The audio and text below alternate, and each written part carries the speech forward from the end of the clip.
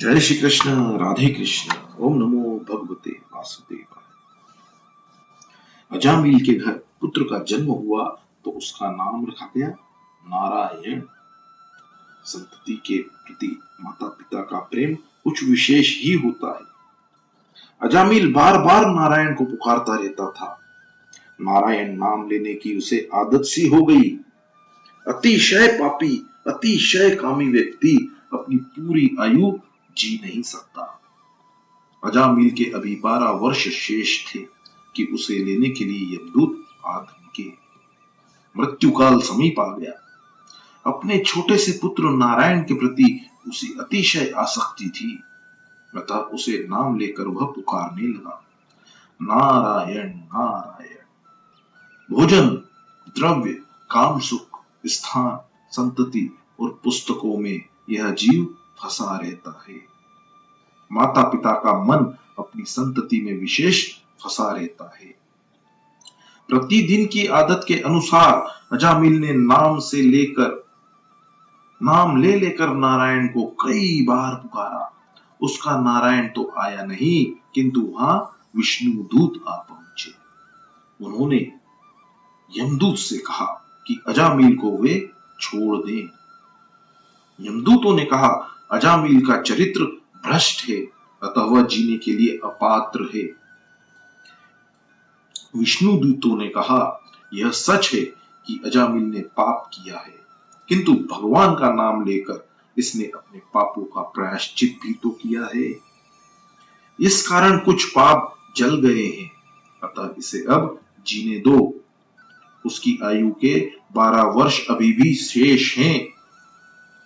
यमदूतों ने कहा, अजामिल ने नारायण नारायण तो कहा है, किंतु वैकुंठवासी नारायण को नहीं, अपने पुत्र नारायण को पुकारा है। विष्णु दूतों ने कहा, उसके मुंह से भगवान का नाम अनजाने ही निकल पड़ा है। अग्नि पर अनजाने भी पैर पड़ जाए तो भी जलन होती ही है। इसी प्रकार अनजाने में भी यदि प्रभु का नाम लिया जाए तो कल्याण ही होता है।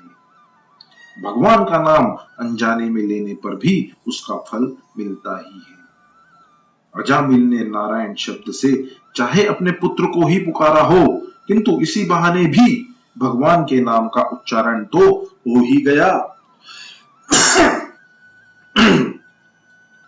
बड़े बड़े महापुरुष भी जानते हैं कि संकेत से, परिहास से, तांग से, अलाप के समय किसी की अवहेलना करने में भी यदि भगवान के नाम का उच्चारण हो जाए तो उसके पाप नष्ट हो जाते हैं।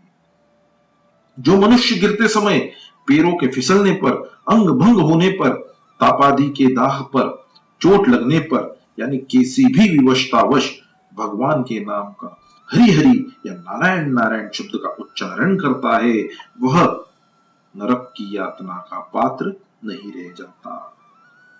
गिर जाने से चाहे कितनी ही हानि हो जाए, पर हाय हाय मत करो, हरि हरि करो। चूल्हे पर उबलता हुआ दूध जब छलकने लगता है तो हमारी माताएं हाय तौबा करने लग जाती हैं, पर हाय हाय करने से अब होगा ही क्या। हरि हरि बोलो। अनजाने में भी हरि हरि करने पर यह यज्ञ का फल तो मिलेगा ही, अन्यथा वैसे तो अग्नि को आहुति कौन देता है। हाय नहीं, हरि कहो। ऐसा करने से अनजाने ही भगवान का स्मरण होगा और जप होगा। वाल्मीकि नारायण में लिखा है कि मृतात्मा के पीछे हाय हाय अधिक करने से मृतात्मा को कष्ट होता है, उसे दुख होता है। हरि हरि बोलने से उसका फल मृतात्मा को मिलता है। विष्णु दूतों ने अजामिल को यमदूतों के बंधन से मुक्त किया और उसका उद्धार हो गया। अल्प मृत्यु टल सकती है, पर महामृत्यु नहीं। अल्पायु के शेष होने पर पाप के कारण आने वाली अल्प मृत्यु को सत्कर्म से टाला जा सकता है। अजामिल की अपमृत्यु टल गई। अजामिल बिछुनों में सोया हुआ सब कुछ सुन रहा था। सब सुनकर उसे अतिशय पश्चाताप हुआ। हृदय से प्रायश्चित करने के कारण उसके सारे पाप जल गए। उसके बाद से वह सब कुछ छोड़कर भगवत स्मरण करने लगा। पश्चाताप करने से तो अतिशय पापी का भी जीवन बदल जाता है। वह सुधरता है और इसी जीवन में मुक्ति पा लेता है। अतः किसी भी पापी का तिरस्कार मत करो, पाप का ही तिरस्कार करो। हृदय से पश्चाताप करने पर पाप जल जाते हैं। प्रायश्चित चित्त की शुद्धि करता है। उसके बाद से अजामिल नीरस भोजन करने लगा।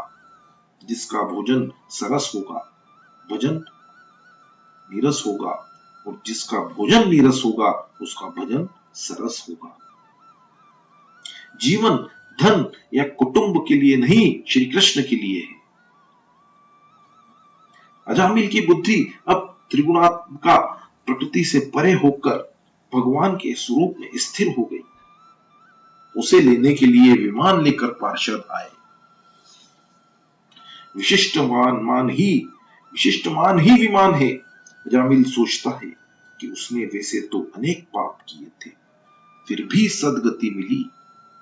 नाम में निष्ठा रखने का ही यह फल था। अजामिल ने नारायण नारायण का जप करके जीवन को पवित्र बना लिया। जीव को समझाने से वह सुधरेगी। श्रीखंड मांगे तो उसे कड़वे नीम का रस दो। वह व्यर्थ का भाषण ही अधिक करती है, निरर्थक बक बक करती रहती है। भगवान का नाम तो कभी लेती ही नहीं है। जीव को यदि नीम का कड़वा रस पिलाओगे तो उस पर राम का नाम बस जाएगा। भगवान की भक्ति करने वालों को इहलोक और परलोक दोनों में मान प्राप्त होता है। भगवान का कीर्तन करने से अजामिल भगवत धाम में पहुंच गया। भगवान के नाम का आसरा लेकर वो तर गया। अजा का अर्थ पहले माया कहा गया था, और अब भगवत नाम का सहारा लेने पर अजा का अर्थ हो गया ब्रह्मा। आज अज ब्रह्मा के साथ मिलकर ब्रह्म रूप हो गया। आज जीव और शिव एक हो गए हैं। अजामिल शब्द के दो अर्थ हैं। पहला माया में फंसा हुआ जीव तथा दूसरा ब्रह्म रूप हुआ जीव। माया का वर्णन तो कई तरह से किया गया है। श्रीमद् शंकराचार्य ने माया की व्याख्या करते हुए कहा है कि कंचन और कामिनी में फंसे हुए व्यक्ति को माया में फंसा हुआ ही जानो। इस जगत में कौन सी वस्तुएं त्याज्य हैं? तो उत्तर देते हैं कि जीव को अधोगति की ओर ले जाने वाला कंचन और कामिनी। इन दो में जो फंसा, जान लो कि वह माया में फंस गया। मणि रत्नमाला के प्रश्नोत्तर अति उत्तम है। उसके एक एक शब्द में उपदेश भरा हुआ है। बंधन युक्त कौन है जो 5 विषयों में आसक्त है? स्वतंत्र कौन है जो विषयों की ओर वैराग्य की दृष्टि रखने वाला है? घोर नरक का कौन सा है? स्वदेह ही घोर नरक है। इस देह में सुंदरता कहां है? यह तो मांस, रक्त आदि दुर्गंध युक्त पदार्थों से भरा हुआ है। स्वर्ग के सोपान कौन से हैं? सभी तृष्णाओं का क्षय ही स्वर्ग का सोपान है।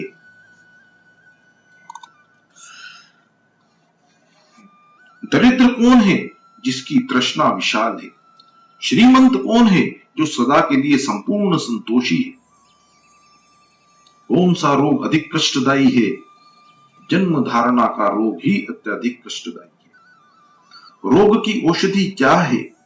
परमात्मा के स्वरूप का बार बार चिंतन और स्मरण करना ही इस भव रूपी रोग की औषधि है। जब अजामिल शब्द का दूसरा अर्थ भी देख ले। अज का अर्थ है ईश्वर। ईश्वर में, ब्रह्म में विलीन हुआ जीव ही अजामिल है। साधु होना कठिन तो है, किंतु सादगी पूर्ण जीवन में साधु बना जा सकेगा। साधु होने की नहीं, अपितु सरल होने की आवश्यकता है। जिसने रसों को जीता है, समझो कि वह उसने जग भी जीत लिया है। लौकिक सुख के प्रयत्न सफल हो जाएं, तो मानो कि ईश्वर की कृपा नहीं है। लौकिक सुख की इच्छा और प्रयत्न असफल रहे, तो समझो कि ईश्वर की कृपा हुई है। इसका कारण यह है कि लौकिक सुखों में फंसा हुआ व्यक्ति ईश्वर भजन नहीं कर पाता। अजामिल का जीवन सुधर गया। अंत में वह विमान में बैठकर वैकुंठ धाम चला गया। अजामिल तो गया और साथ साथ संसार को भी उपदेश देता गया कि अतिशय पापी को भी निराश नहीं होना चाहिए। पापी को ऐसा कभी नहीं सोचना चाहिए कि नाम जप के लिए आवश्यक शुद्धि या निर्मलता उसमें नहीं है। अतः ना राम नाम जपने से क्या होगा। यदि वह ऐसा सोचता है तो वह यह भूल कर जाता है कि हर प्रकार की शुद्धि की प्राप्ति के लिए राम नाम का जप ही तो एकमात्र उपाय है। अति पापी होने पर पाप जल जाते हैं। भगवान का नाम जप पापों को भस्मीभूत कर देता है। श्री कृष्ण गोविंद हरे मुरारे, हे नाथ नारायण वासुदेव, यह मंत्र है। अर्थ के ज्ञान सहित इस मंत्र का जाप करो। श्री कृष्ण कृष्ण, हे प्रभु, आप सभी के मन को आकर्षित करने वाले हैं, अतः आप मेरा मन भी आकर्षित कीजिए। गोविंद, इंद्रियों के रक्षक भगवान, आप मेरी इंद्रियों को स्वयं में लीन करें। हरे, हे दुख हरता, मेरे दुखों का भी हरण करे। जिसका मन भगवान में लीन हो जाता है, उसके सारे दुखों का हरण हो जाता है। मुरारे, हे मुर राक्षस के विजेता, मेरे मन में बसे हुए काम क्रोध आदि राक्षसों का भी नाश कीजिए। हे नाथ, आप नाथ है और मैं आपका सेवक। नारायण, मैं नर हूं और आप नारायण हैं। वासुदेव, वसु का अर्थ है प्राण, मेरे प्राणों की रक्षा करें। मैंने अपना मन आपके चरणों में अर्पित कर दिया है। प्राचीन भरही राजा के यहाँ प्रचेता नामक 10 पुत्र हुए थे। उनके दक्ष नामक एक पुत्र हुआ। प्रजापति दक्ष ने हंस गुहा स्रोत से आदि नारायण भगवान की आराधना की, तो उसके यहाँ हर्यक्ष नामक 10,000 पुत्र हुए। दक्ष ने उन्हें प्रजा उत्पन्न करने की आज्ञा दी, किंतु नारायण सरोवर के जल का स्पर्श करने के कारण उनको परमहंस धर्म का आचरण करने की इच्छा हुई। वहां उन्हें नारद जी मिल गए। दक्ष के इन 10,000 पुत्रों से नारद जी ने कूट प्रश्न पूछे। उन प्रश्नों का इन पुत्रों ने उत्तर सोच निकाला। उनमें से कुछ प्रश्नोत्तर हम भी देखें। प्रश्न, ऐसा कौन सा देश है जहां केवल एक ही पुरुष है? उत्तर, ईश्वर रूप पुरुष इस देह रूप देश में बसता है। प्रश्न, ऐसी कौन सी गुफा है जिसमें प्रवेश तो किया जा सकता है किंतु बाहर नहीं आया जा सकता? उत्तर, प्रभु के चरण, वहां से कोई भी वापस नहीं आ सकता। प्रश्न, वह कौन सी नदी है जो परस्पर विरुद्ध दिशा में बहती है? उत्तर, संसार। संसार रूपी नदी में प्रवृत्ति विषयों की ओर खींच कर ले जाती है और निवृत्ति प्रभु के प्रति बहा कर ले जाती है। प्रश्न, सिर पर जो चक्र मंडरा रहा है वह कौन सा चक्र है और क्या है? उत्तर, सभी जीवों के सिर पर काल चक्र मंडराता रहता है। नारद जी के कूट प्रश्नों की चर्चा विचारणा करते हुए वह 10,000 पुत्र मोक्ष मार्ग की ओर प्रवृत्त हुए। सभी को नारद जी ने संन्यास की दीक्षा दी। जय श्री कृष्ण, राधे कृष्ण, ओम नमो भगवते वासुदेवाय।